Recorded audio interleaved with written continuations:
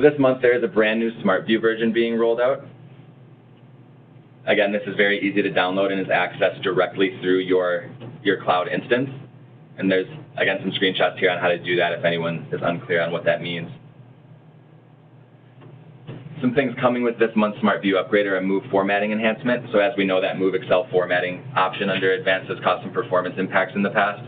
And my advice is generally to make sure that that box is not checked. But there is an enhancement coming by mid-June, which will notify a user when it's causing big performance issues. Again, kind of a nice visual cue, making sure that people know to turn that off. So we'll look to show what that looks like when the release does launch. There's also an improved resolution on high-definition devices, Pro tablets, iPads, etc., making sure that detailed reporting and analysis tools are easier to see on your mobile devices as well as tablets.